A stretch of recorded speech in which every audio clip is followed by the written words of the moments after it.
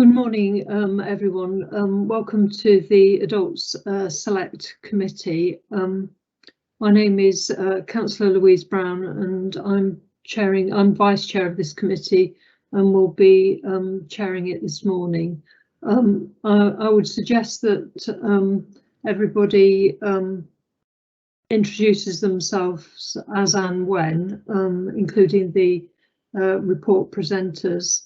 If we start going through the agenda, apologies for absence. I understand there's apologies from Councillor Ruth Edwards, Chris Bowie from Mind, who is a co-opted member, Tony Crowhurst from Disability Advice Project, who is also a co-opted member. Are there any declarations of interest? Or shall we leave it that as and when? Public open forum, I don't believe there's anybody in the public open forum, is there, Hazel? No, not today, Chair. Okay, thank you.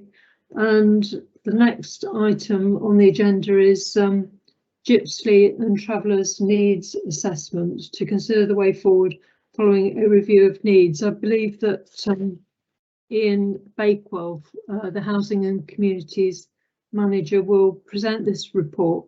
What I would suggest is that if we have the presentation in full, and then at the end of the presentation, if we can then ask questions after that. Is that what you would prefer, Ian? Yeah, that's absolutely fine. Yeah, fine. Okay, so over to you. Thank you very much. Okay, morning everybody, and yeah, my name's Ian Bakewell and I'm the Housing and Communities Manager. Quite straightforward, this report. You'll be aware as a committee that we have we've spoken a number of times about the council's responsibilities in respect of meeting Gypsy and Traveller pitch need. That's set out in legislation, the 2014 Housing Act. I'm aware that at the last committee this came up in discussion, and this report just really brings you back up to date with the current situation. So simplistically, we undertook a needs assessment last year, and that identified an unmet need of 9 pitches up to 25, and then a further 4 pitches after that, giving us a pitch need of 13. We then, as a local authority, have a legal responsibility to meet that pitch need, and the purpose of this report is really just to explain to you our intentions of working through that process. So we're actually there's a group of us formed ourselves an internal group of housing and communities, planning and estates, and we are going through a sifting exercise at the moment to identify possible sites that we could potentially consider for meeting the purpose. We then, we'll look to have completed that fairly soon, and then we will be looking to convene another workshop with members to consider the findings of that exercise, and obviously a key point of that is obviously to give members an opportunity to get involved with that process. And then what we were looking to do, having completed that exercise, looking to bring the findings of the sifting exercise to the next select committee on the 9th of November. For clarity, we've appended the proposed terms of reference for the workshop that we're looking to arrange, and the report also contains the criteria that we have been using or looking to use as part of this sifting exercise. And obviously we'd like to give you the opportunity to comment on both the terms of reference. I don't think there's anything there of any great difference from the previous workshops that we've had, but also an opportunity to consider the evaluation criteria or the appraisal criteria that we've been using for sites, and essentially they're embedded in, if you like, from a planning perspective, and also Welsh Government guidance around site development.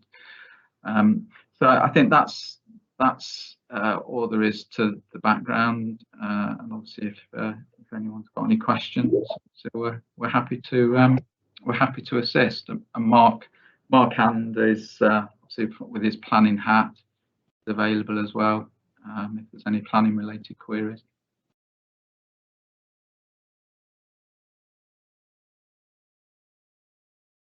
Yes, thank you for that presentation, Ian. Has anybody got any questions they would like to raise on this report?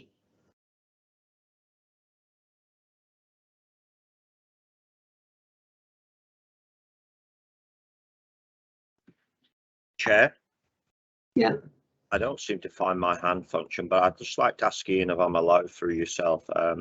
Ian, going back to the criteria then, as reference to set out by legislation to meet that criteria.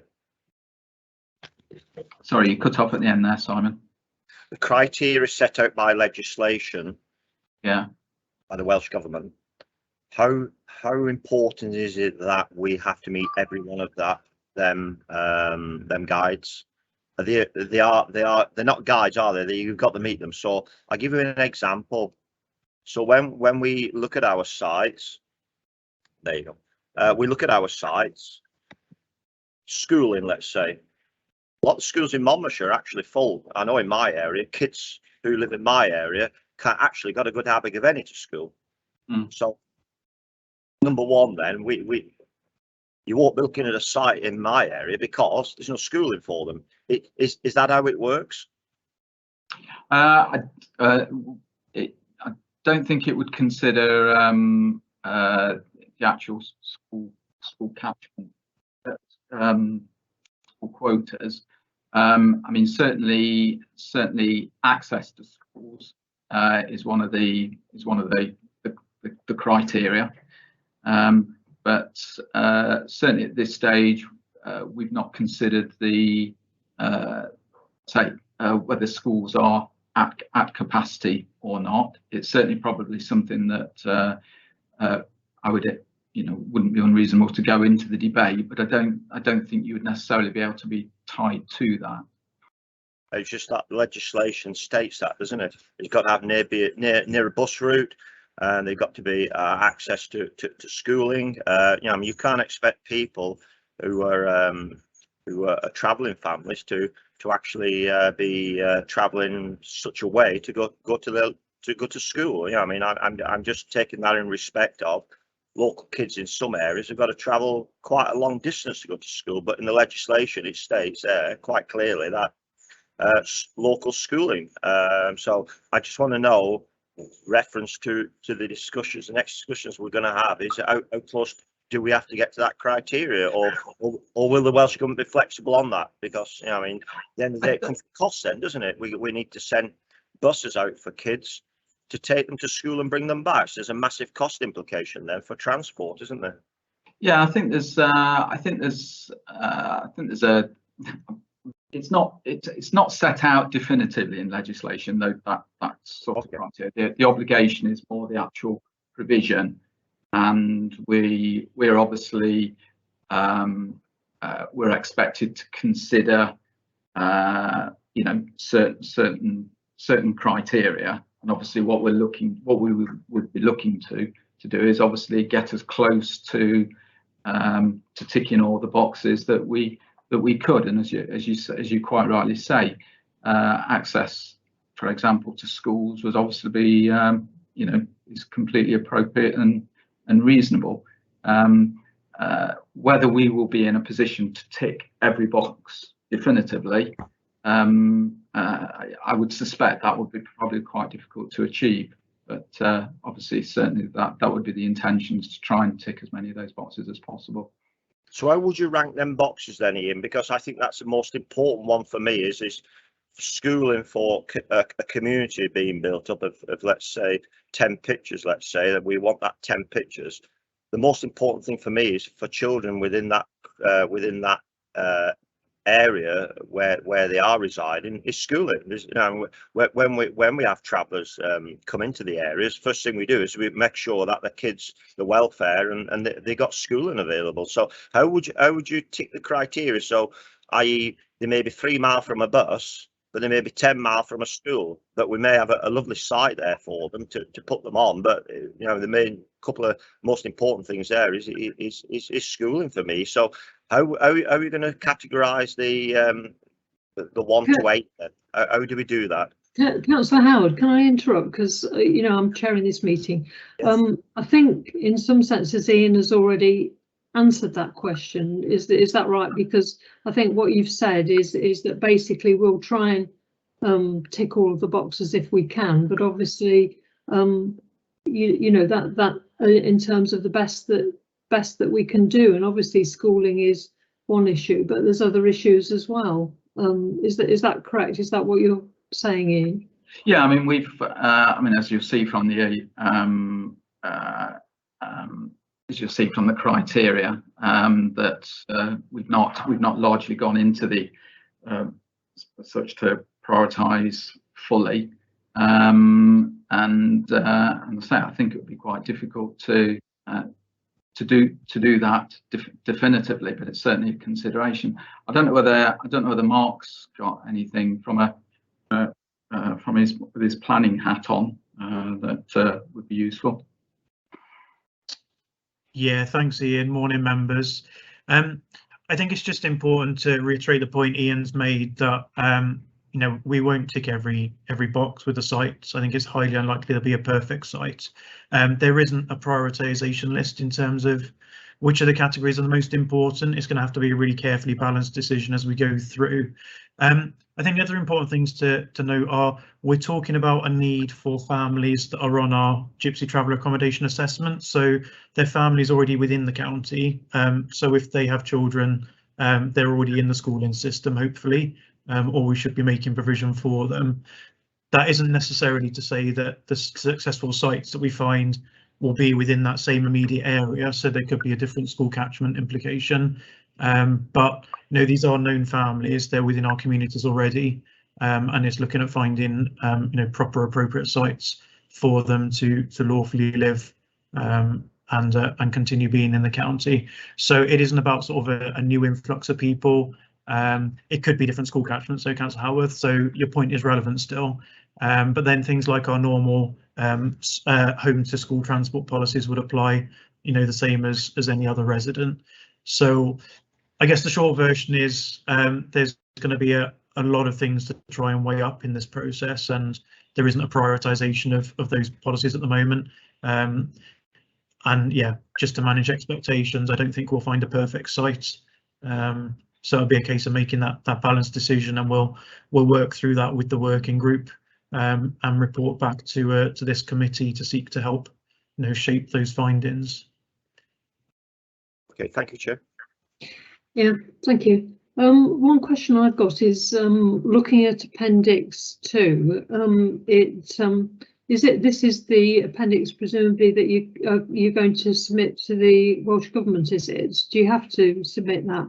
Because looking at it, I mean, it mentions about Welsh Government guidance, and there is quite a lot of guidance to do with public policy, you know, public sites, but there isn't that much guidance with regard to private sites. But there is sort of lists there of guidance 2015, and I presume this comes from the public site type of criteria. And then the second one is the guidance from the local development plan, which is, you know, for example, we've got policy H8 currently for the planning policy, but there isn't a section on licensing, you know.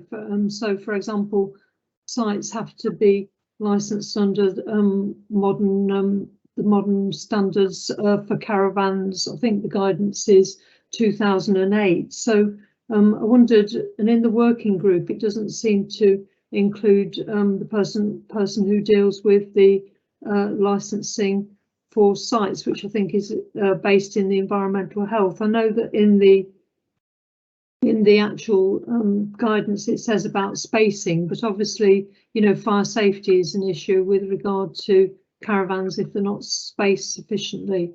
So I wondered if you or Mark could answer that particular question. Thank you.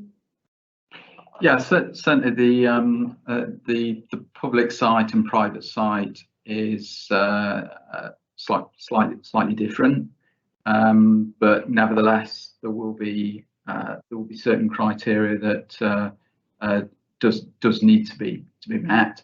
Obviously, the public criteria, the public site criteria, is obviously something that Welsh Government have produced, and obviously expecting us to work to, if indeed we do have to go down the road of a public site. And as you quite rightly say, you know, this isn't necessarily about providing public sites. We expect that we would need to, but that need can be met through private arrangements. So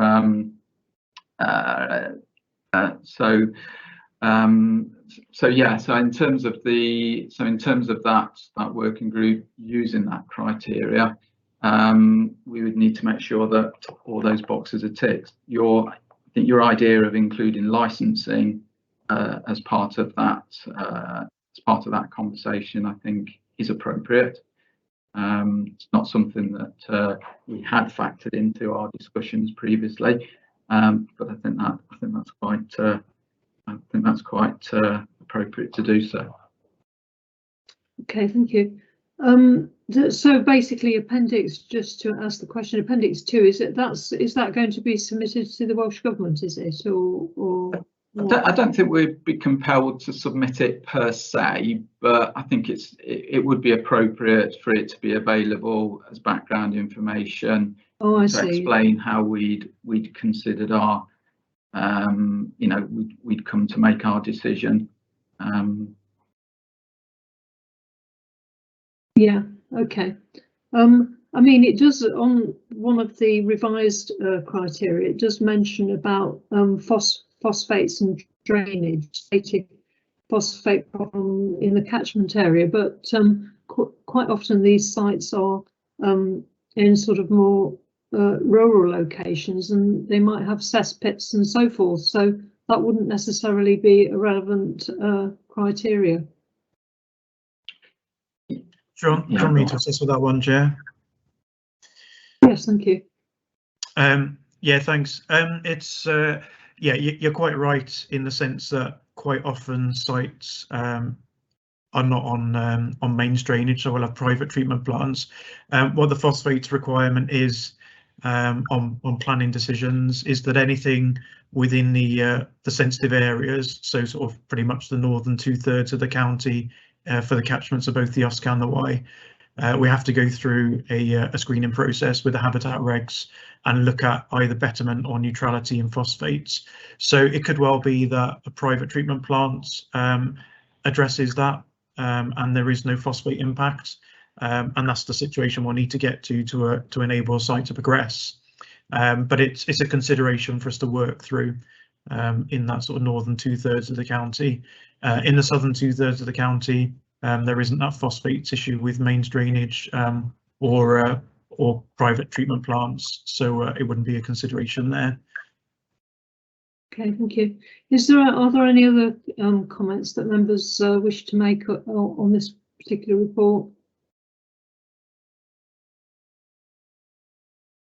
I can't see any hands raised, so I think if we go to the recommendations, which are set out in point 2, it says to remind the committee of the need identified by the Gypsy and Traveller Assessment adopted by Cabinet in January 2021 to consider the legal responsibilities of the council and steps being taken to meet the responsibilities according to the identified pitch need for Monmouthshire, to consider the steps required to identify pitch provision in order to meet the identified need, and to agree to receive a further committee report on the 9th of November 2021, which will detail a short list of potential sites. This has been submitted to Welsh Government and their approval is awaited.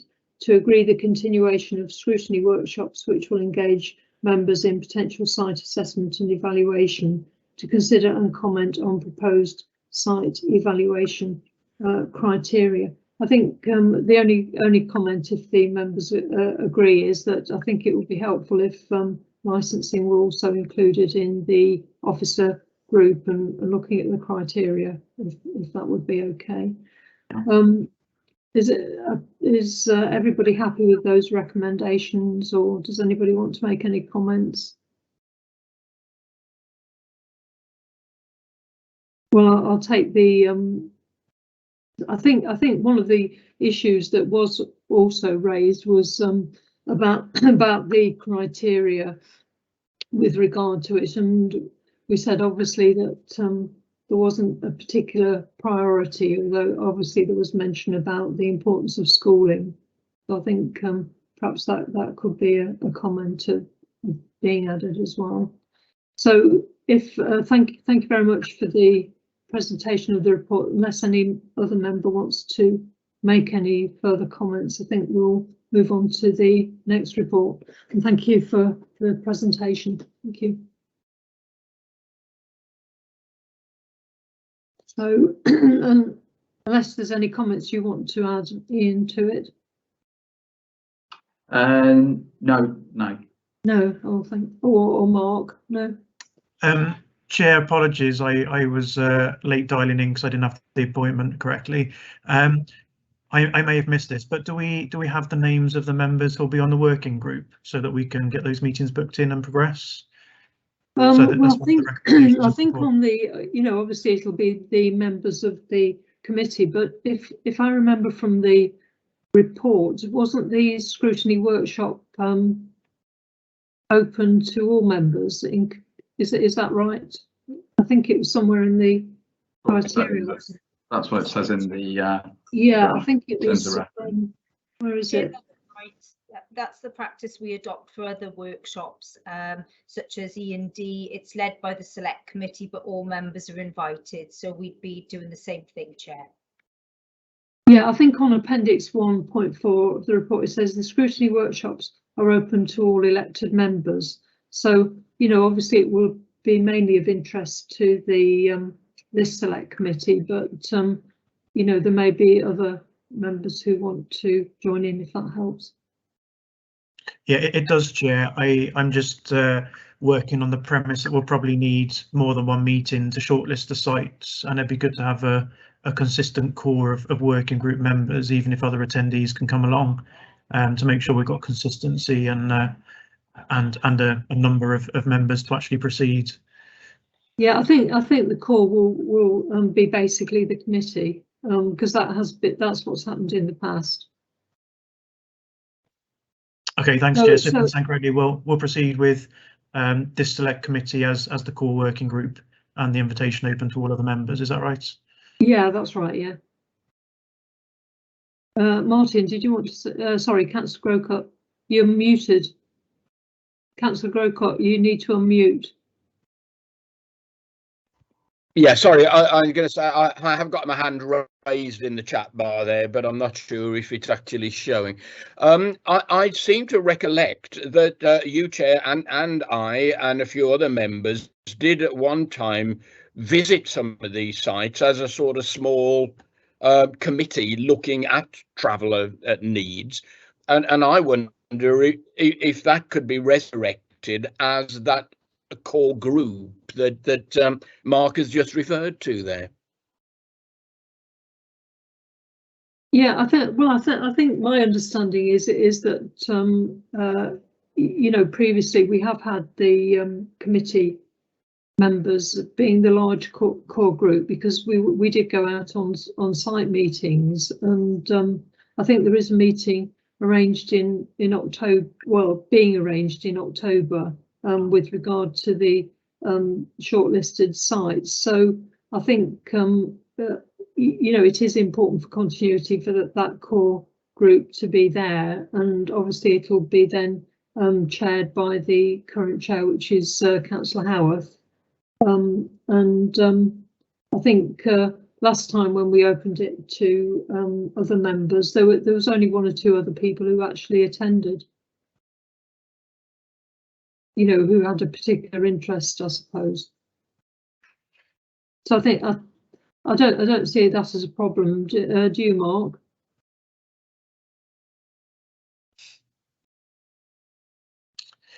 I'll leave it with you as members to work out how the working group happens. I think, Chair. I guess just from experience, it is a quite a difficult and sensitive topic, and we just need to make sure that, you know, there's sort of the appropriate members there and appropriate numbers there to take us through the process, and make the decisions as robust as possible and as good as possible. Yeah, I think Hazel wants to clarify this. Yes, Chair, this is not a proposed course of action that's any different to what you've been doing before. This committee has already had several workshops on this subject, which Councillor Grocott alluded to, and you went on some visits. All this is a continuation of the same pattern, which is a scrutiny workshop series led and hosted by the Select Committee, so all members will be part of that, and all other members are invited to attend that. Okay, just wanted to clarify. Okay, I think we can move on now. Now we've gone through that. I mean, obviously, if it does prove a problem, then presumably, you know, other meetings can be arranged, I suppose, if there ends up being too many people. Yeah, we can facilitate that. Yeah, okay. Okay, well, thank you very much for the report this morning. So if we move on to agenda item 5, which is affordable housing, I believe that, just trying to see who's presenting the report. I believe it's Sally Merrick, is it? Yeah. Yeah, that's right. And I'll hand over to Sally. Strategy and Policy Officer. I presume you'll be also joining in as well, are you? If needs be, yeah. Yeah, okay, so if you can present the report and then members ask questions afterwards. Thank you very much. Good morning, everybody. I'm Sally Mayrick. I'm the Affordable Housing Strategy Officer for Monmouthshire Council. Thanks for having me here today. I'm responsible for managing the Social Housing Grant Programme in Monmouthshire, and I've come along this morning to present a document that I've prepared called a Local Authority Prospectus that sets out how the Social Housing Grant Programme is managed in Monmouthshire. So just to clarify, in case some of you aren't too familiar with Social Housing Grant, this is the main capital grant that's provided by Welsh Government to support the development of affordable housing. Housing associations and developing local authorities can apply for grant funding towards the cost of providing affordable housing that meets local need and meets the housing standards set by Welsh Government. In Monmouthshire, this financial year, we've been set a budget of around £7.5 million. This is considerably more than previous years. Last year's budget, for example, was around £2.9 million. Was she, or what did they have to say? Were they in agreement it's the best probably? Yes, to be talking. Sorry, Councillor House, can you turn off your mic, please? Thank you. So yeah, I was just explaining that the increase in budget is to help Wales to deliver its target of 20,000 additional affordable homes across Wales during this government term. So the prospectus has been developed following guidance issued by Welsh Government, and as well as setting out the social housing grant programme, how this will be managed, it also identifies the strategic housing priorities of Monmouthshire Council. It provides a summary of the existing social housing stock and the need for additional affordable housing across the county, and it explains how new developments will be considered for funding. New schemes will need to meet the priorities and need identified in the prospectus to receive support from the council and to gain approval for funding from Welsh Government. So I thought it'd be helpful today just to go through the prospectus in a bit more detail and pick out some of the key points. So in the first section, the strategic housing priorities of Monmouthshire Council are set out, and these include to deliver high quality, energy efficient, affordable housing that builds sustainable and resilient communities, to respond to the increasing levels of homelessness through an increased focus on homelessness prevention, and to try and reduce the length of time that people spend in temporary accommodation, particularly shared and B&B accommodation, to provide a range of supported housing options to meet the requirements of individuals with support needs, to address the housing needs of health and social care clients, including those with specialist needs, and to progress our ambitions to set up an in-house development company. It's important to note at this point that there are some factors that are seriously impacting on the ability to deliver new affordable housing in Monmouthshire at the moment. We've already touched on the issue of phosphates affecting parts of the county, but there's also factors such as high land values, a lack of suitable land for development, and the recent increase in the cost of building materials and lack of availability, which are all impacting on the viability of various schemes and developments. In the second section of the prospectus, it provides some information about the housing market situation in Monmouthshire at the moment. House prices have risen significantly since the start of the pandemic. The average price of a home stands at around 359,000 at the moment. When you compare this with the average across Wales as a whole, which is around 216,000, you can see just how unaffordable certain properties can be in Monmouthshire. So just to note a minute, where we get those figures from is an online automated valuation system called Home Track, and this provides information about property sales, but also property valuations, so the information is really up to date. It's likely the increase in prices is due to increased demand as households look to move to larger properties in more rural areas, as they reassess their priorities, move closer to family, friends, and are able to work from home as a result of the pandemic. If we look at the private rent sector in Monmouthshire, this is also unlikely to be a viable option for many households on lower incomes. The availability of properties has reduced fairly consistently over the last 10 years, and very few properties that do come up fall within the local housing allowance rate. This is the rate that determines how much financial help people can get towards their housing costs in a private rented property. So moving on now to the level of existing stock of social housing. In Monmouthshire, we've got around 5,700 units across the county.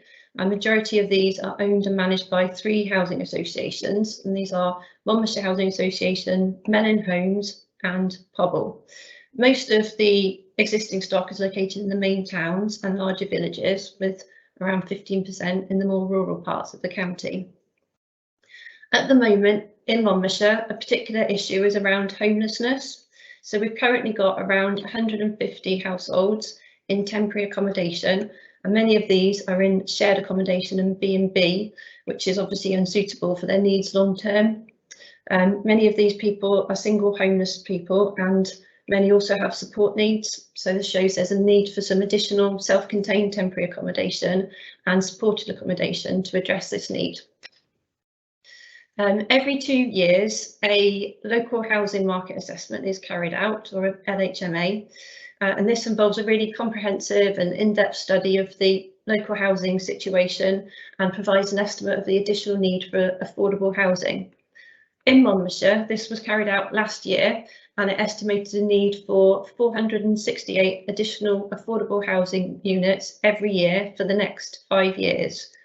Most of this need is for social rented properties. This is where a local authority or housing association owns a property and it rents it out to households in need at a rate set by Welsh Government. The property is then allocated to households in the highest need. The LHMA also showed that there's a demand for some intermediate properties as well. So this is where the prices are or rents are below market levels but above social rent, and includes low cost home ownership, some rented. Across the county as a whole, the largest need is for 1-bedroom accommodation, but there's also a large need for 2-bed properties and some larger properties and older person accessible accommodation in addition. When we're looking at developing new affordable housing, the mix of properties and tenures provided should meet the local need and is evidenced by what the local housing need is. So the final sections of the prospectus concern how the social housing grant programme will be managed and monitored. Schemes can be brought forward by our partner housing associations and the local authority for consideration at any time. At the moment, we've got 3 housing associations zoned to operate in Monmouthshire. So these are the ones identified earlier, MHA, Melin and Pobble. But we are looking at bringing some additional housing associations in if they can bring some additional value to Monmouthshire. All schemes that are receiving support from the local authority are recorded on a plan called a programme development plan. And when we're looking at prioritising schemes for grant funding, we take several factors into account, such as, does the scheme meet the local housing need as evidenced by either the LHMA, the prospectus, or by current housing waiting list data? Is the scheme likely to meet planning requirements and obligations? Does it contribute towards the strategic housing priorities of Monmouthshire Council? And is it viable, and when is it likely to be delivered? So we aim for all the schemes within the PDP to account for the full allocation of social housing grants, and to also have some schemes in reserve, but unfortunately this isn't always possible due to issues around delivering affordable housing as highlighted earlier. The PDP is updated quarterly and submitted to Welsh Government for funding approval. So that's a bit of summary of what's included in the prospectus. The only other point to make is that this is meant to be a fairly brief summary of the housing situation in Monmouthshire, so it can be reviewed and revisited on a regular basis and can reflect any changes in housing demand and the housing market. So this is really important at the moment because it can be quite difficult to predict the ongoing impact of COVID and also situation with delivering properties such as around phosphates. The prospectus has been to Enterprise DMT and it's been shared with the relevant cabinet member. So bringing it here today to seek your comments, and then the next step would be to take it to cabinet for approval. So thank you for listening. I'll be happy to clarify any queries or answer any questions you might have. Yes, thank you for that presentation. I assume that as Councillor Grocott has put his camera on, he would like to ask a question. I'm not sure whether there's a raise hand facility in the chat bar. I'll just have a look. Yes, I have Yes. got my hand raised, Chair. Yeah. Okay, there is a So raised much, hand to speak, I think. Okay, thank you. I think Hazel, Thanks, Chair. did you want to say something about at the moment or not? I was just saying, Chair, there's a new raised hand function, so I've just demonstrated that for you. So if Oh, members, right, okay, yeah. So after Councillor Grocott, if anybody else wants to raise their hand, can they do it in the chat bar? Thank you.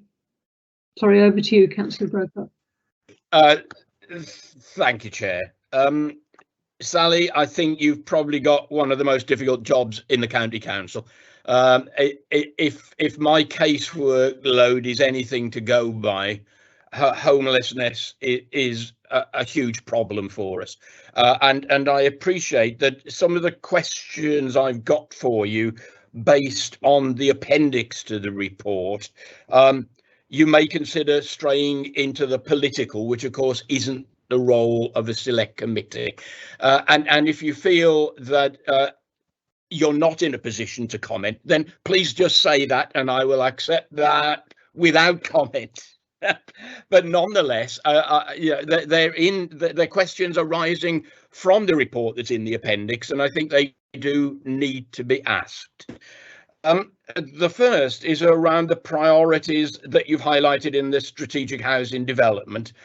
There are two of those priorities I'd like to highlight.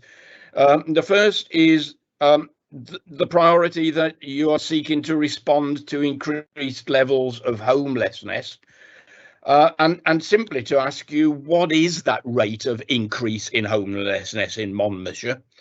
And linking that with the other priority, which is to progress ambitions to set up an in-house development company.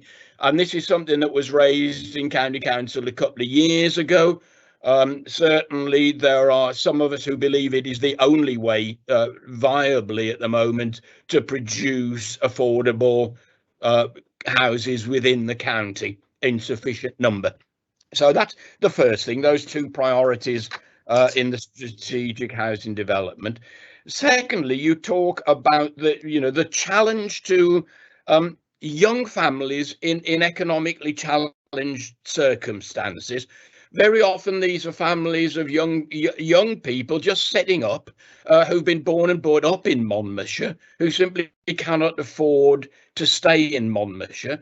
And of course, this is then having wider economic knock-on effects in terms of Monmouthshire becoming a county of increasingly elderly people, with fewer and fewer people of working age living here. So you mentioned the average house price of 359,000 in Monmouthshire compared to 216 across Wales. And I wonder if you could comment on the impact this is having on skewing our population and how in housing terms that could be addressed. Third thing, your appendix talks of 147 households in temporary accommodation. What I'd like to know is that an increase, and also whether it includes the children who have been made homeless who return to their parents' home.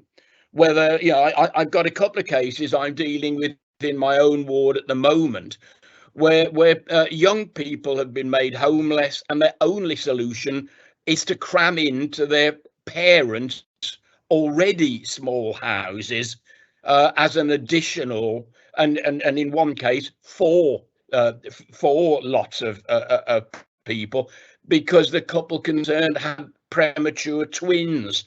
So poor old mom and dad in a small house suddenly find their daughter and partner and their two little tiny babies plonked in their front room trying to survive.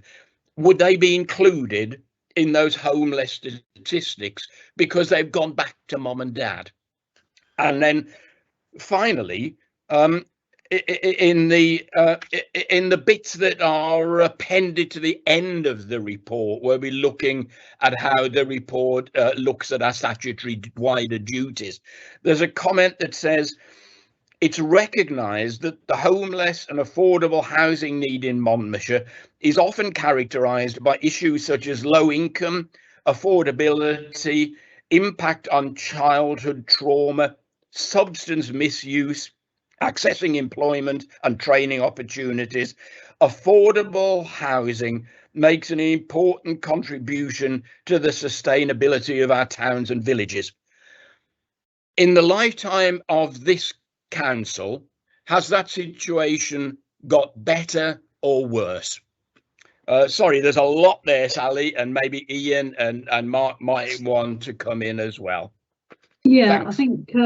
I think it's going to be quite difficult to answer those questions. I hope you've. I don't know whether it's Ian who wants to answer or Sally to go through them, because I've made some notes, but it's there's quite a lot there. So who would like to answer those? I'm happy to come in in there. I think your first query was really around the whether we're experiencing an increase in homelessness, as I understand it. It's a funny question, that is, really, in terms of actually giving you a definitive answer, because in actual fact the numbers of people coming through the door hasn't changed significantly. On the numbers that we're dealing with isn't dissimilar from previous years. Typically we're talking 600 to 700 households coming through the door. What has changed though is the type of household that we are dealing with. Because the regulation, or not the regulations, but because of the requirements of Welsh Government have changed, basically that's geared to ending of sleeping and ending youth homelessness, for example. The type of client that we are having to deal with is more single people, and often with significant support needs, and what we have, because of that change in profile, we are now having difficulty moving those people on. So previously we were working to previous homeless legislation, which was about were you homeless, were you in priority need, was your homelessness intentional, and did you have a local connection. Basically Welsh Government have asked us to park that, and that is resulting in this change of profile, and as a result now we have got significant numbers of people in temporary accommodation. That number has increased from pre-pandemic. Typically we would probably have only had 10 people stroke 10 households in B&B. Might have been slightly lower, might have been slightly higher. Obviously now it's significantly more, and the figure that at the time of Sally writing that report, it has actually gone up slightly since then, and it all relates to our ability to move people on, and that really is the focus of the team. Well, there's two focuses. One is really trying to ramp up our preventative work to stop people coming through, but also trying to increase our temporary accommodation and permanent accommodation, and that's really where we are at the moment. So Sally's programme is obviously incredibly important in terms of trying to meet those needs. You've asked about children returning to family, and yes, you are right. We have a number of households that are we refer to it as actually homeless at home, and those figures that we're presenting don't actually include those. So there are a number of others, but they are prioritised on the housing register as us having a homeless duty towards it, towards those groups. So I haven't got the number to hand, but I can let the committee know of those total. So basically, if you go onto the housing register, it's those that we've got a duty to that need to be accommodated, and it does include it does include those households that you refer to, Councillor.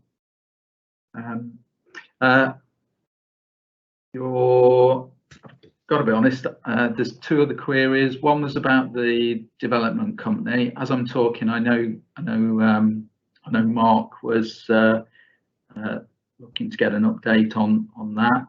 Is there anything you can share there, Mark? Yeah, Chair. Colleague Deborah Howells is leading on this, and she's on leave this week. So it's probably best that she provides an update. My latest understanding was that there's still an appetite for it, but there's consideration as to what the land supply pipeline looks like, and that's really a factor of the replacement local development plan. So is still a work in progress in that sense, but that's just passing on that information with a sort of a divide between that role and my planning hat on. So I think that's a question best asked of Deb when she's back in work, if that's okay. I'm happy to pass that on to her and get an emailed response to the committee if you'd like, Chair. Yeah, that's fine, thank you. And you did ask a question about low-income households, and I've got to be honest, I didn't write that down properly. Be able to repeat that one? Yes, certainly. It was basically about the wider problems that creates for us as a county as we lose people of working age because they can't afford to live here, while we're taking in people who are retired. And I was just asking if that was an increasing problem, because clearly it's something that the new local development plan is talking about and looking to address. From a housing perspective, I just wondered if there was any comment about how that huge hike in house prices that we've seen in Monmouthshire is actually impacting on the lives of young couples in particular.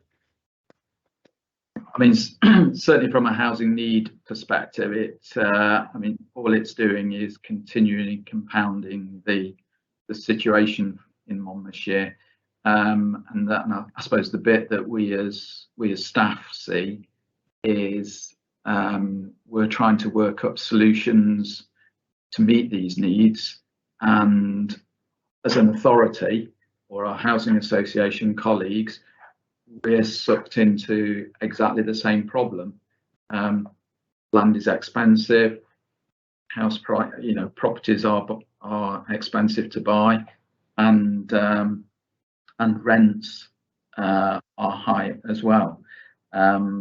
So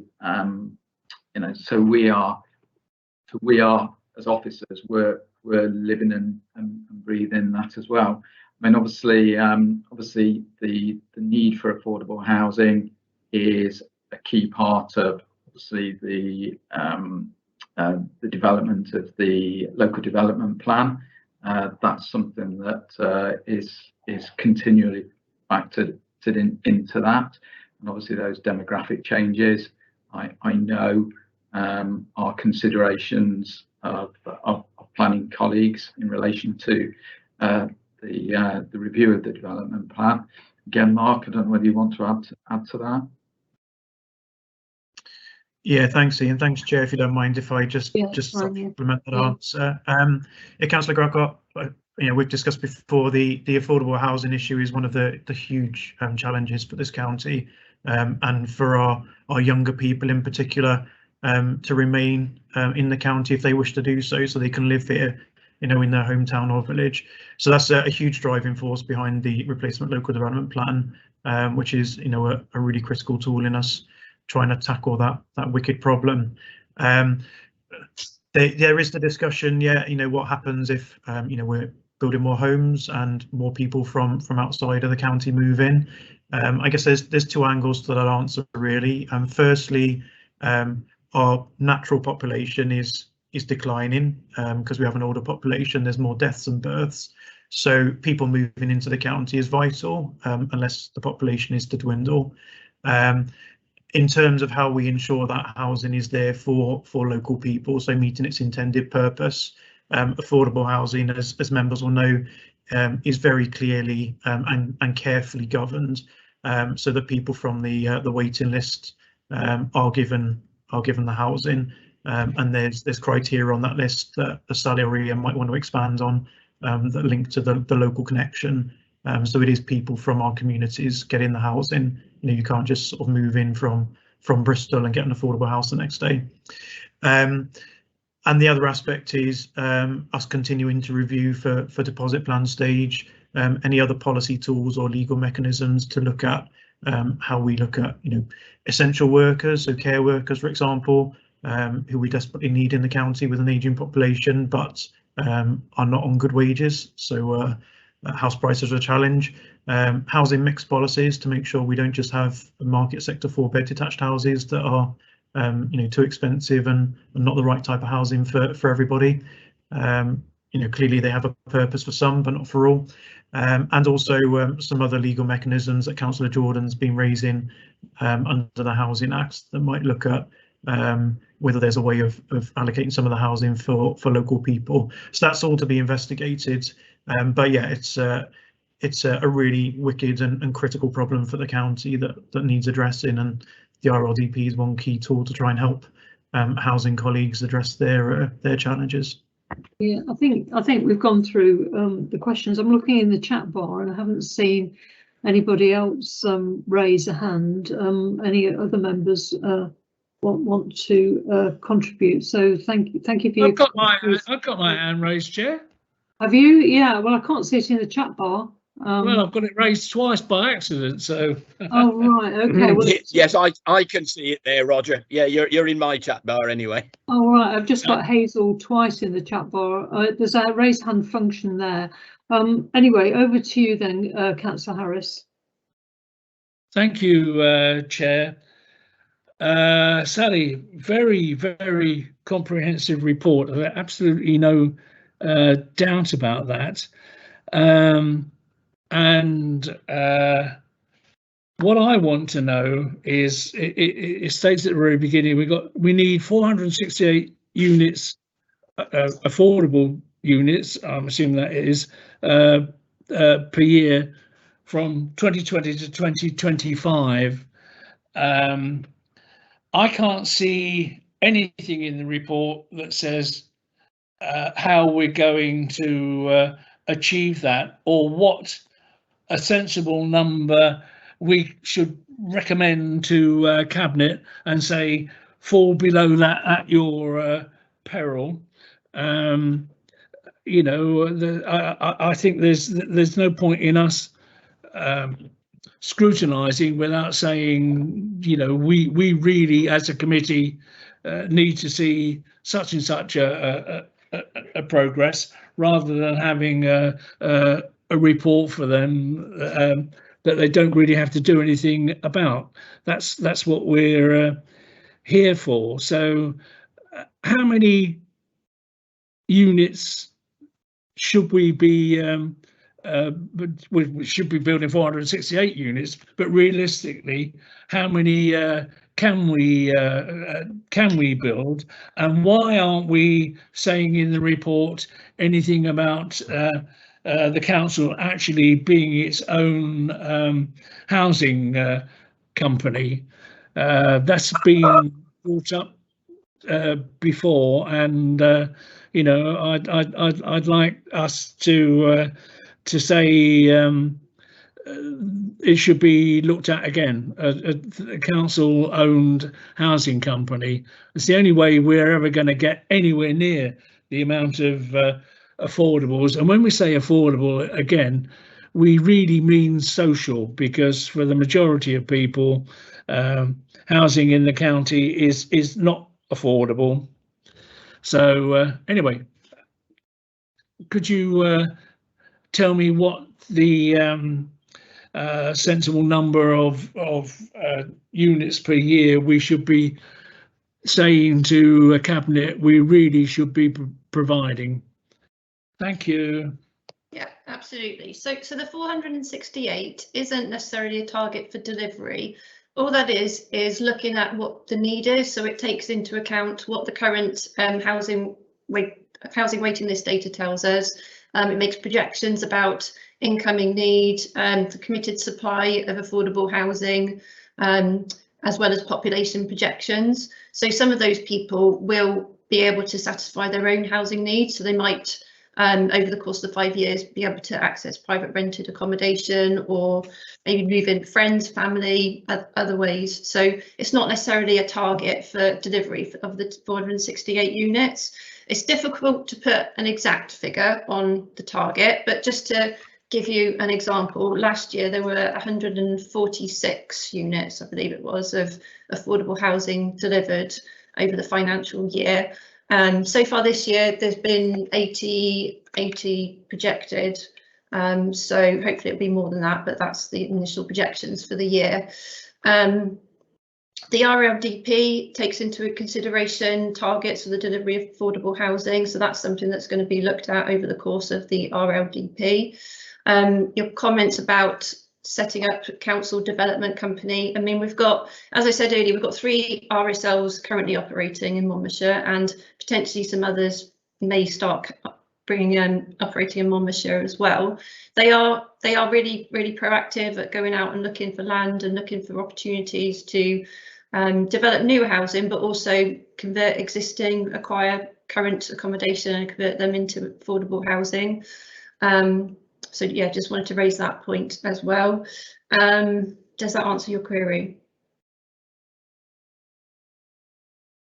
I think it does answer the query. Yes, thank you. I think it does answer the query, Thank because I think that the idea of council housing is actually something that the RSLs have actually taken over, and they specialise in this particular type of area of social housing. So I think that's the situation that we're at, and obviously we've got 3 already, and I think your question's been answered, Councillor Harris.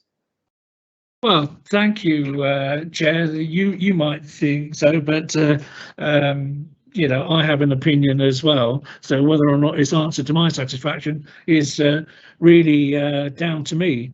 Don't forget, we did put by 3 or 4 years ago £50 million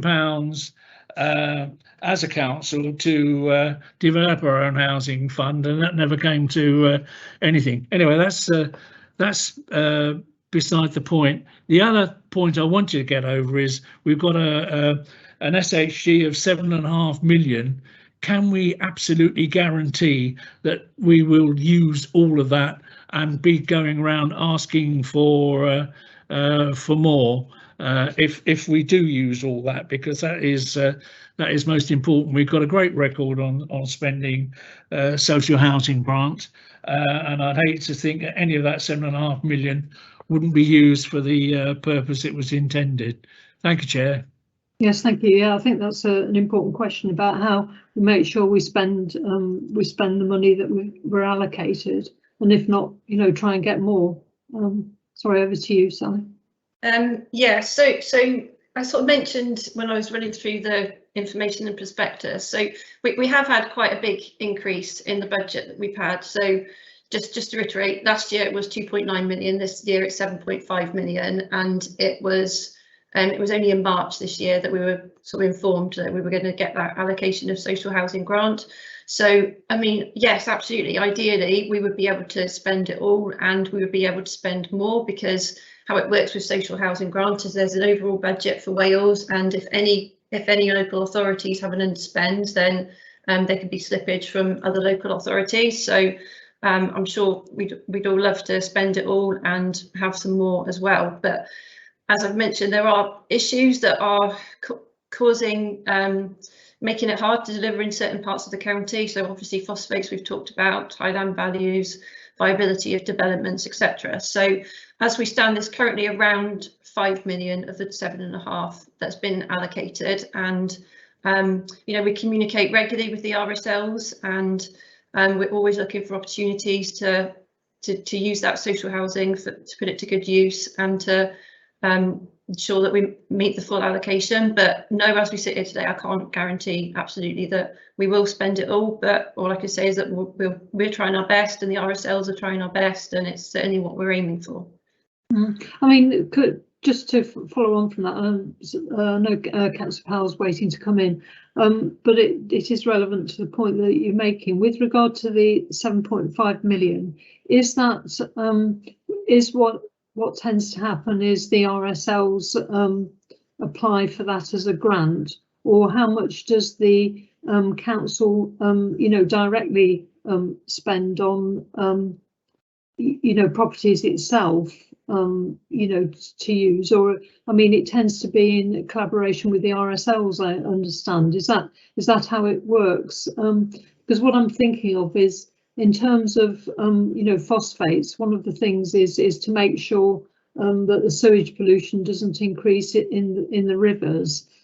So for example, if current properties like flats above shops that have already got toilets and so forth in them, then actually you can improve the situation by putting dual flush toilets in, and then you actually supposedly decrease the level of phosphates getting into the rivers. So there is sort of solutions to some of these particular issues, and particularly renovating current properties that we've got. So I'm probably not the best person to answer the question about solutions for phosphates, so Mark may want to mention that, but something that I haven't really talked about is the housing standards that properties accessing social housing grant need to meet. So these are set by Welsh Government, and actually they've just released some new standards as well called the Welsh Development Quality Requirements 2021. So there are quite high standards around the size of properties, the standard of them that properties need to meet, and RSLs or the council, if we're developing our own houses as well, need to make sure that they meet those standards, otherwise they wouldn't be eligible for social housing grant. So if we're looking at, for example, at space above shops and high streets, they're very unlikely to meet the standards as outlined in the DQR requirements. So it's just another factor that we have to take into account when we're looking at trying to bring forward affordable housing using this social housing grant. That's not to say that we wouldn't use those properties, acquire them and use them as affordable housing. We would still look to try and do that, and the partner RSLs do as well, but they wouldn't necessarily be eligible for grant funding. Oh, I see. Yeah. Sorry, did you want to say something, Mark, on the planning side? Yeah, Chair, if you'd like, there's a couple of points I can pick up on. In terms of phosphates, we're trying to work through a range of solutions to the difficulty, but at the moment it is certainly holding applications up, and there's several schemes involving affordable housing that are held up. I haven't heard that dual flush is a solution, to be honest. I think that just affects how much water is used by the toilet system rather than what comes out in the end of the process. But yeah, we're certainly looking into different options. Where we're in the phosphate catchment areas, so the northern 2/3 of the county, it is far harder to deal with things like refurbishment of existing properties and change of use, because you simply haven't got the physical land to put in package treatment plants or things, even if we can get them to be phosphate neutral. So it is quite a challenge, but we're working through how we deal with that, and trying to get some solutions in place and some clarity from Welsh Government and NRW on affordable housing in particular. In terms of a couple of other points that came up, in terms of the number, the preferred strategy that we consulted on recently would have provided 2,450 affordable homes. So 731 of those are already in the pipeline, already have consent. Approximately 230 would come from what we call windfall sites or small sites, and then 1,489 would be on new allocations. So that was in the preferred strategy. It's in table 7 on page 85, if anyone wants to refer back to that. And then in the, I guess just one other point, just to clarify, because it was a point that a couple of people have made about affordable housing and house prices. When we talk about affordable housing, and I mean sort of we in terms of myself and the planning team and Kath and Ian and the housing team and Sally, we talk about it in the very strict sense of what TAN 2 Welsh Government guidance says. So it is those criteria. In some other places, in particular in England, they have different definitions. In terms of the 20,000 affordable housing target the Welsh Government was talking about, they also included Help to Buy in that target previously.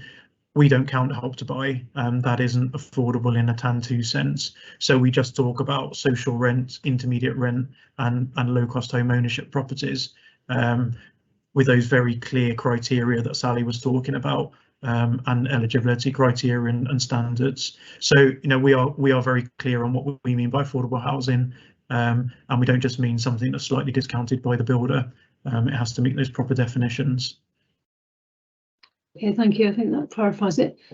Councillor Powell is the next person with a hand up. Thank you very much, Chair. My feeling is frustration. If you go back a couple of years, we on the Planning Committee passed a good place in Raglan for houses where the proportion of affordable housing was very high. But because the Welsh Government listened to an awful lot of people that didn't want them there, it was turned down and that was lost. Now, this is one of the things that happens a lot of the time. We find places where we can build houses. I think there was one out at Pandy, and I don't know what's happened about that one now. And what happens is the people living there say, we don't want those, we don't want any more houses by us. We've got ours. And this happens time and time again. And I don't know what we can do about it, because it's no good having marvellous plans to build these houses if when we pass the planning, the Welsh Government turns it down. And I think it's all very well for them to say, you must build these houses, but they've got to help us by being on our side a bit. And we've got to, I know it's very hard, people don't want somebody else living right next to them, but we've got to try and educate people to the reason that there are people who need homes and we've got to make allowance for them. And this is what I feel very frustrated about, is managing to find the land where we're allowed to build the houses without all the protests going on. And, Mark, did you want to, that's my button. Yeah. Did you want to come back on that, Mark? As it's a only very briefly, Chair. I've covered several planning elements already, so I don't want to take up a disproportionate amount of airtime. But yeah, the replacement local development plan, you know, that's a key consideration for us. You know, there are community concerns about new development that we have to be mindful of, but you know, clearly this is one of our core objectives. In terms of Pandy, you did mention that is a prime example, because it's one that is caught up with two policy issues. We haven't fully concluded the flood risk issues that Planning Committee were considering. That's still in progress, but also it's stuck with the phosphate challenge at the moment as well. So two things have caught that scheme, unfortunately, at the moment. Can I just come back and I know it sounds a bit silly, but the people that want these houses are usually people living within this county, and wherever they're living, they will be going to the toilet, they will be flushing the toilet, and there will be the phosphates. So whether we build new houses or whether they're squeezing in with their families or whatever, really and truthfully, that shouldn't make any difference to the phosphate, should it? Unless there's a lot of people coming in from outside. It's the same number of people using the toilets. There we are. Thank you very much. Yeah, that's the point. Yeah, I think Councillor Woodhouse has got a hand up. Yes, thank you, Chairman. Appreciate the report, very, very good report. I mean, we've had lots of reports from you over the years on homelessness. It's a very, very sad subject, and you work tirelessly to accommodate people. And I hate to think of anybody not having a bed to lie on or a roof over their head. And you've been through some really difficult period now recently.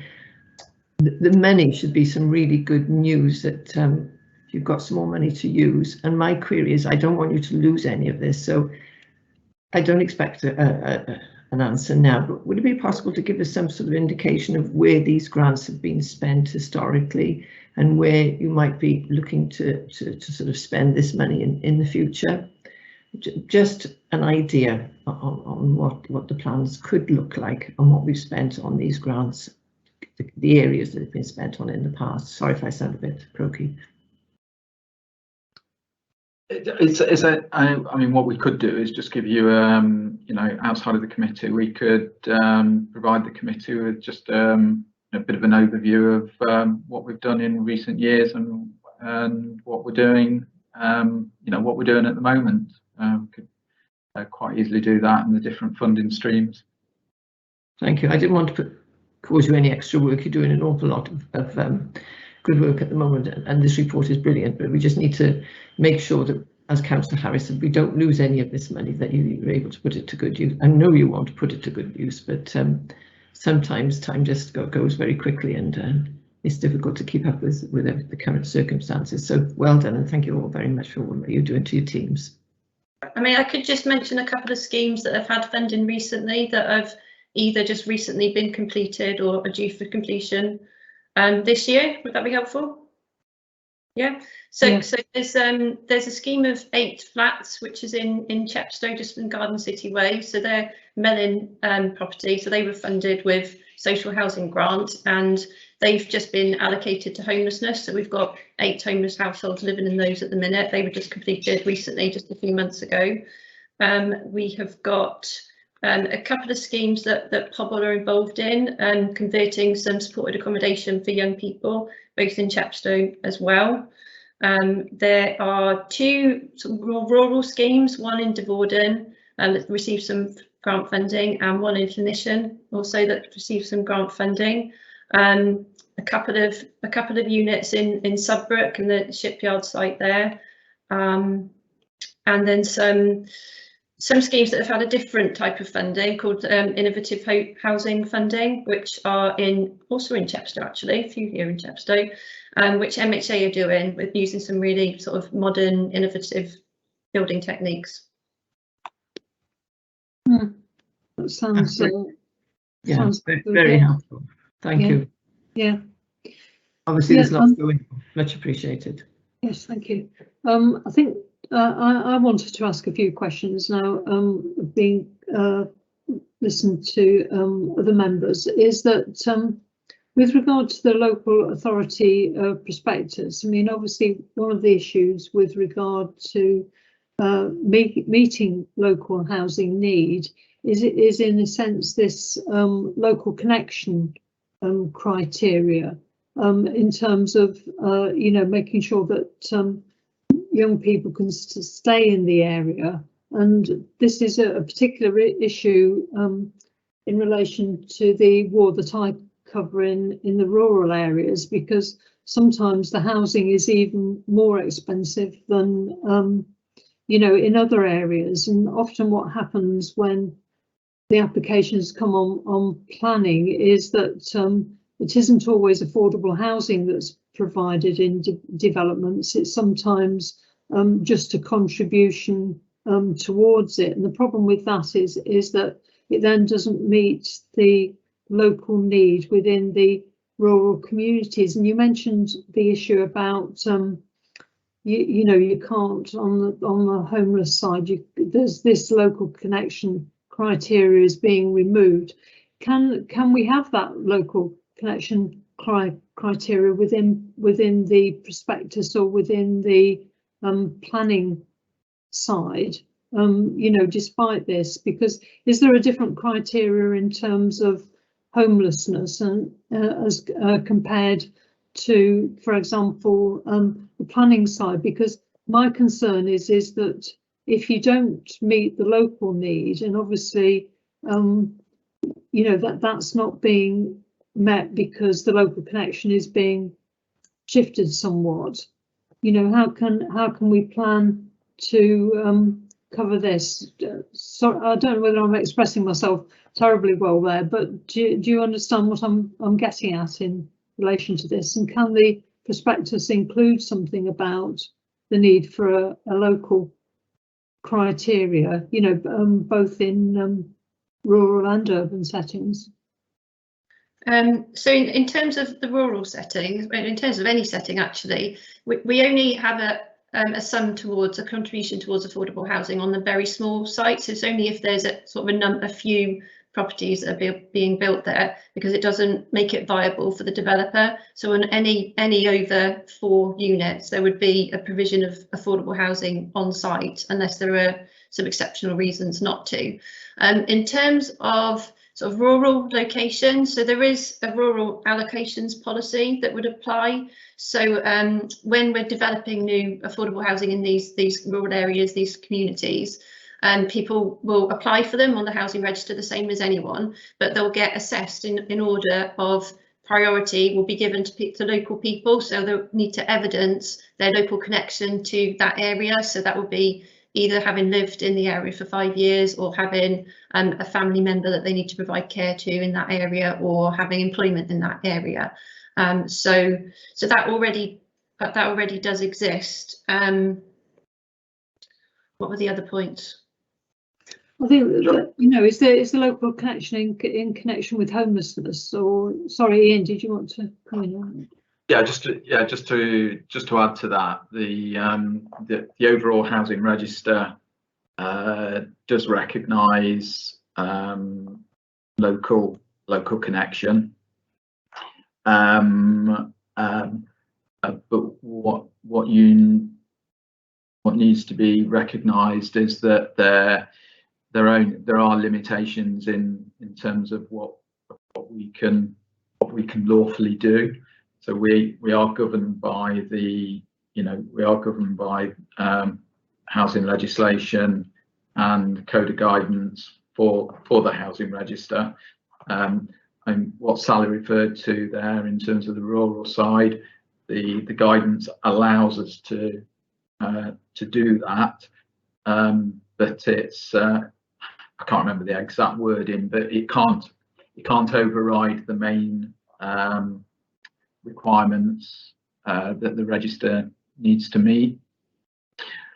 With regard to your point about homelessness, under the I'll say the previous, it's actually existing at the moment, but under the current homeless legislation, there is a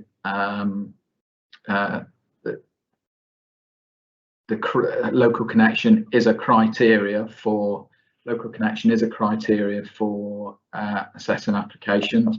But as we said earlier, Welsh Government have asked us to suspend that, and we are expecting them to legislate in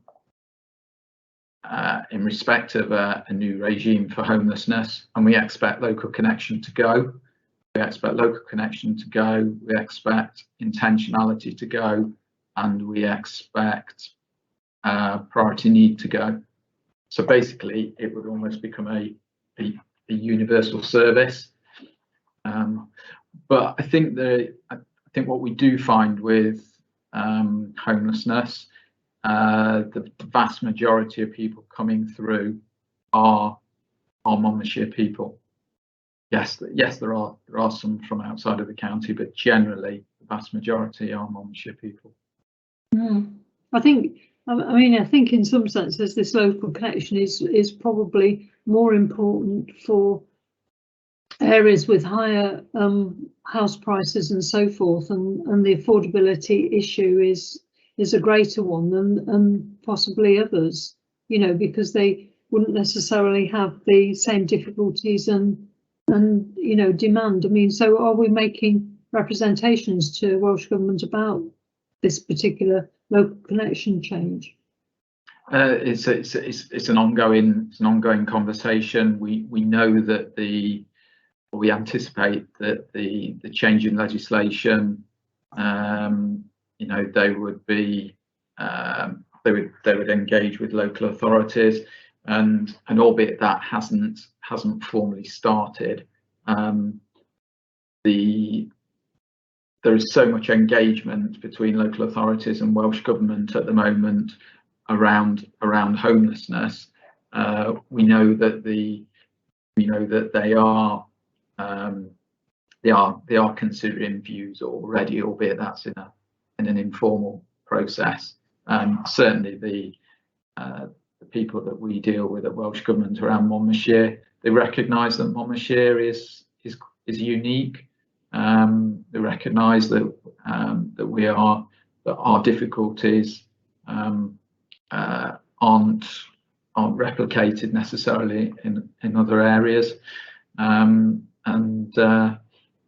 so from my perspective, they are they're doing everything to support us as best they can, and certainly the conversations that we're having are very individual to Monmouthshire. Yeah, because I mean, I think if the county's got a lot of people already in bed and breakfast accommodation, you don't want to make the situation even worse. And, you know, so I think it's not just affordability, it's also availability as well, isn't it? So, I mean, hopefully if they do legislate, maybe they can have some exceptions in relation to it. I think we've covered quite a wide-ranging discussion. I don't think I think it would take some time to go through all the comments and points, but I think obviously in the minutes they will be noted. And I think the recommendation on this is to agree the local authority prospectus prepared by the Affordable Housing Strategy Officer, which is the local prospectus that's in Appendix 1 of this report. So if members of the committee are happy, we'll do that. Unless I hear anybody who wants to add any particular comments.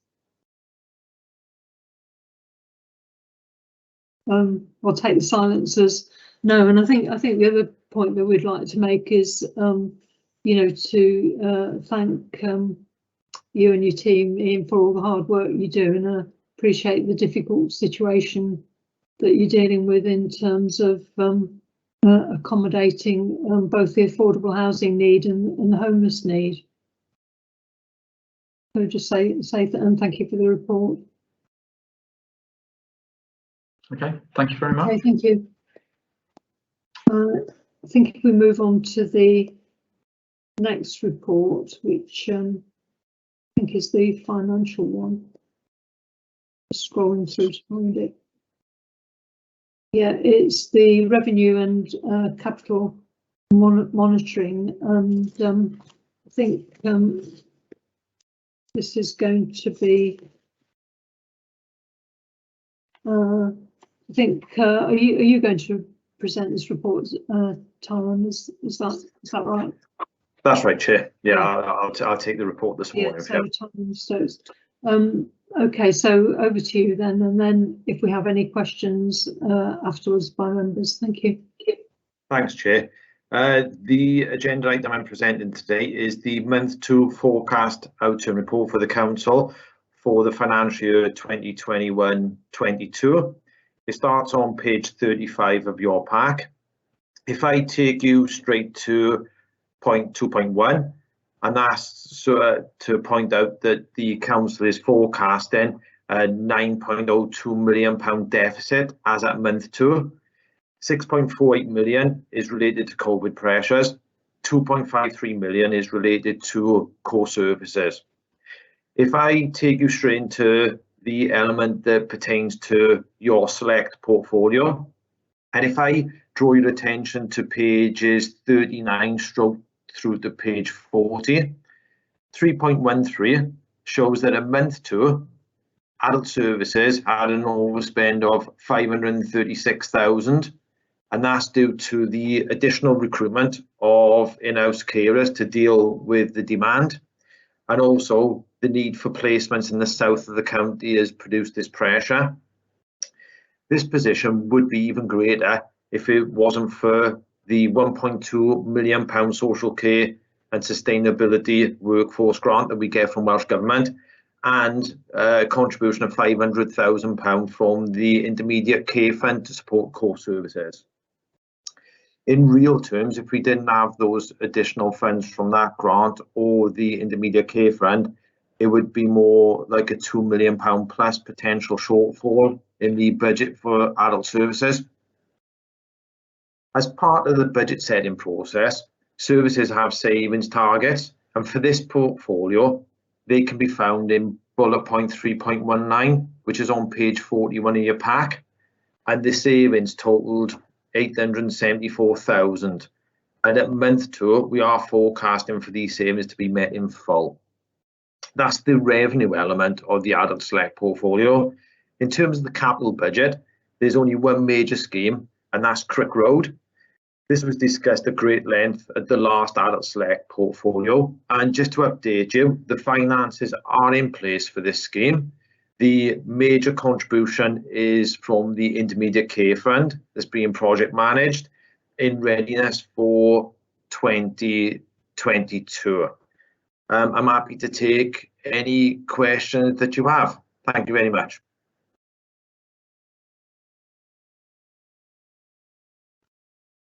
Thank you, Taryn. I don't know if in the chat bar we can put a raised hand facility. Is there any member who wants to ask a question, or if you want to put your camera on, if you would like to, because I can't see something in the chat bar.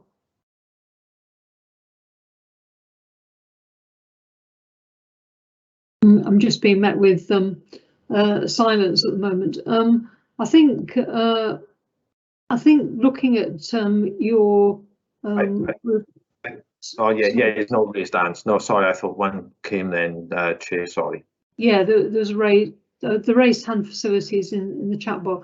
Looking at your report, I mean, it seems in general that I think there's overall there's a shortfall, but you mentioned about was it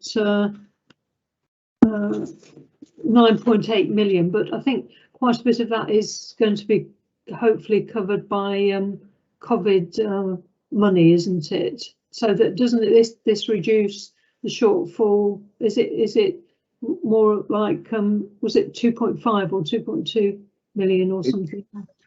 That's right, Chair. It was 2.5 million. The COVID related element is the biggest chunk, is about 2/3 of our predicted overspend. That should be in theory met from funding from Welsh Government. In terms of operations on the ground, in terms of the core budget, is the 2.5 million. In terms of social care in general, the main overspend at month 2 is pertaining to children's services. That's already been delivered to the CYP Select. In terms of this Select, the major pressure that we've got in adult services is meeting the demand and the difficulty of the external marketplace in terms of domiciliary care. And that means that we've had to booster our in-house provision and employ more carers over and above budget to meet the demand, so no one gets left without care. And particularly in the south of the county, we have got particular pressures in terms of hospital discharge and people presenting themselves as needing care from the authority. That's also adding to the pressure that we're experiencing at the moment in terms of the revenue budget. However, it is very early. It is only month 2. However, we are making preparations for the next forecast for Select. And unfortunately, the overspend is only going one way, and that's the wrong way. It is increasing. And it is all around this demand that we've got, the difficulties in the marketplace to service that, and the need for the authority to employ more of its own, if you like, in order to service that demand. I mean, I suppose the advantage of employing more of your own, though, is that you rely less on the market in terms of assisting and caring, isn't it? You know, I suppose that is the advantage. I've got a note in the chat bar that Jonathan Davies from Finance wants to come in. Before John does, Chair, in what you mentioned, it is a double-edged sword. When we employ more in-house, we have got that element of control, like you said, so we're not relying on the external marketplace. However, it does cost more to employ. For example, with the local authority, is a 23% employer's contribution just to the pension scheme, that the external market doesn't have to bear that cost. So it can be a double-edged sword. I mean, I was under the impression that basically it was easier to recruit carers, you know, because of the fact that some of the retail occupations were losing staff. Has that changed now then? It's difficult in terms of care. As the pandemic and the COVID restrictions were easing, it has become attractive for people to go into other areas such as hospitality, because for the money, if you're a carer on minimum wage, would you be a carer on minimum wage or want to work in a pub or perhaps a supermarket that can maybe either offer you a more attractive hourly rate, or for what you earn is, it's not that it's less demanding working in the hospitality sector or supermarket, but you're not having to deal with clients and care needs. So I suppose that might be more attractive for people to go into other areas. So there is still difficulty in recruiting staff, Chair, or maybe not recruiting, but certainly retention is difficult. They come into the care sector, once they realise in reality what that entails, unfortunately we do lose them back to other industries then. Sorry, Jonathan, you wanted to say yes, something? sorry, John. Yeah, good morning, Chair. Thanks, Jonathan Davis, Acting Assistant Head of Finance here at Monmouthshire. Yeah, thanks, Ty, for the robust update on the adult side of things. Chair, just wanted to point out that my colleague Dave Loader would usually have been here today just to present the other part of the report that is relevant to this select, which is the homelessness budget. And I know further on in the report in Appendix 5, I think it's on page 52, we do note there that there is a significant overspend forecast at month 2 for the year for homelessness. But I think it's just over 1 million, 1.04 million. And, you know, you've heard earlier in the meeting about all those pressures on the homelessness budget, and the fact that, you know, a lot of the homeless are being accommodated at the moment in quite expensive bed and breakfasts and hostels, and that's the main driver for this overspend. As you alluded to earlier, Chair, we are eligible to claim all of that cost from the Welsh Government Hardship Fund, and we're hopeful that you know, during the year that we're in, that we're able to recoup all of that additional expenditure. Welsh Government have produced new guidelines and principles for the claiming of that expenditure for the last 6 months of the year from October onwards, and that's a little bit more stringent than they were previously. So we need to have a work through that detail.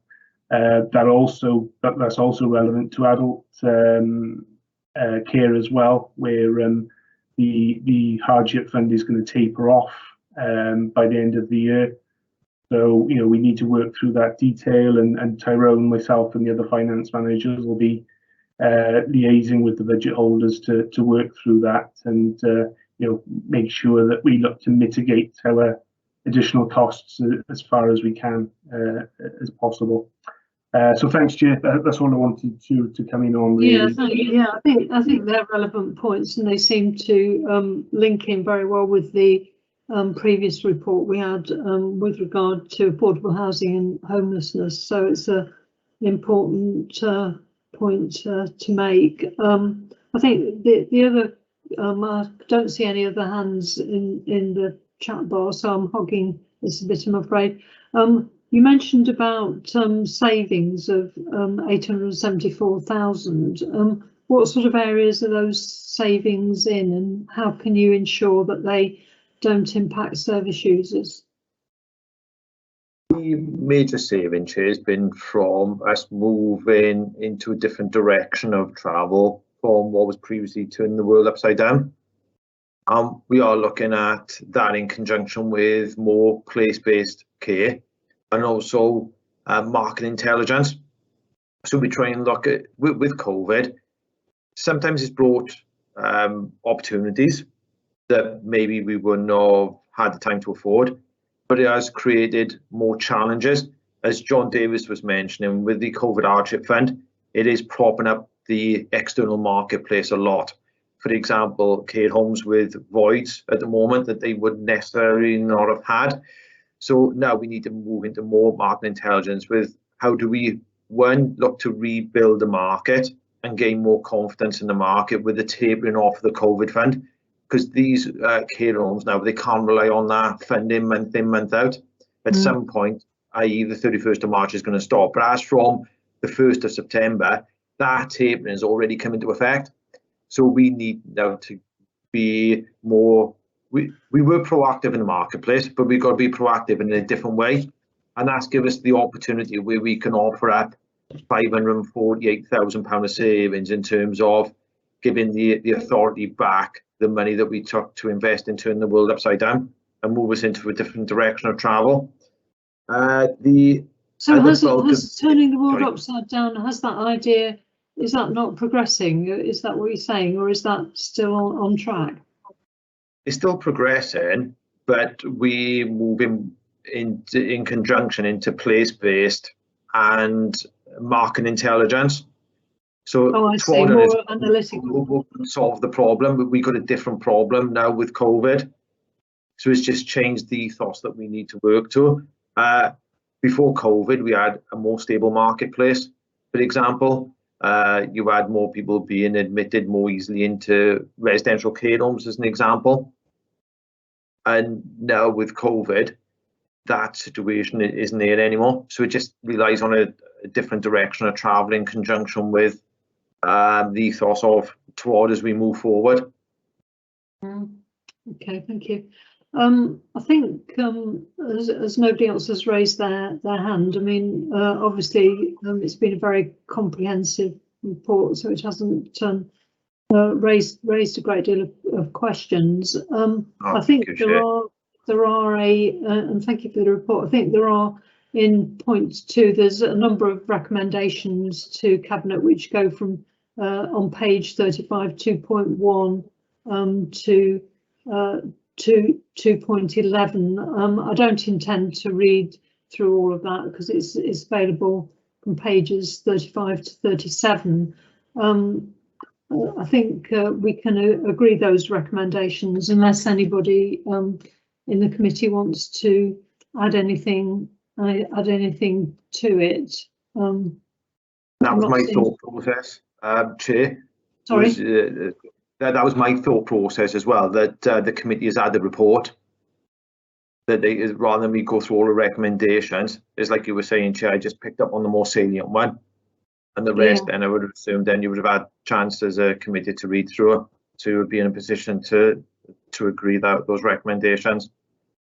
Yeah, that's fine, because there are quite a few, so it is, yeah, that's I right. think it would take quite some time to go through them all, but I mean, you know, some of it explains you know, the difference between the budget in relation to sort of taking account of the COVID grants and things like that. So I think, you know, it does, the recommendations also does provide an explanation, and you know, thank you very much both for presenting the report. So I'll move on to say that those recommendations are agreed, as I haven't got anybody who seems to disagree with it. Okay, thank you very much then. Yeah, thanks very much, Chair. Thank you for your time. Yeah, thank you. So if we move on to the, just scrolling through to move on to the next report.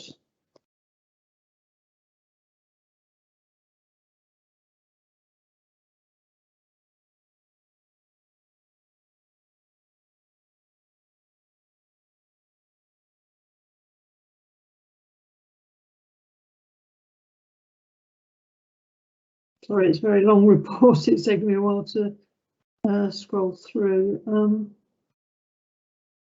I think the next one is to look at the forward work programme, which is there anything you want to say, Hazel, on this forward work programme? Not specifically, Chair, but to highlight that the next meeting will be looking at homelessness in more detail. But I think you had some discussion in your pre-meeting about an item that you'd like to add around disability provision. Yeah, I think in the pre-meeting discussion we did want to add about disability, and I think it was something that Tony Crowhurst, who's our representative on the disability, I think it's the Disability Advisory Project, wanted to have a look at this. And so if we can add that, because at the moment, looking at the forward work programme on the 9th of November, we've just got homelessness and budget monitoring. So I think there would be room for a discussion about, I'm not quite sure what you'd head it as, but in relation to disability, I think the suggestion was that it might be within the area of Councillor Pratt's area, because I think there was a mention about transport and about the difficulties for disabled people in using transport in the area. So I think that's something for possibly discussion when the chair is back with the relevant cabinet member. So I think if we leave it at that at the moment, if that's okay with you, Hazel. Hello? Yes, that's fine. Thanks, Chair. Yeah, and the other meeting, so our next meeting will be on the 9th of November 2021, and we will also have this workshop, which is basically in October in relation to the Gypsy and Traveller sites. I don't think there's is there any member who wants to raise another issue on the forward work programme? I've not got any hands, so I presume everyone is content with that. We've got the Cabinet Council and individual cabinet member decisions to look at. Is there anything in there that members want to raise, or shall I take it as read if I don't hear anything further?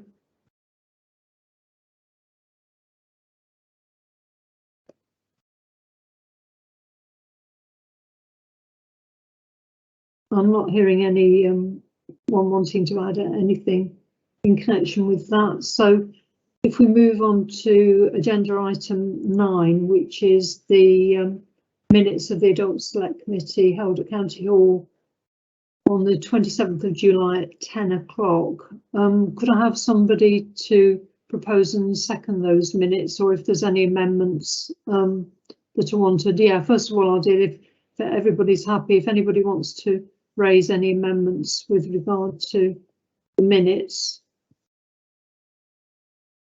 No. So if I could have a proposer and seconder for the minutes, please. Yes, I'll propose them, Chair. I'll second it. Oh. Okay, thank you.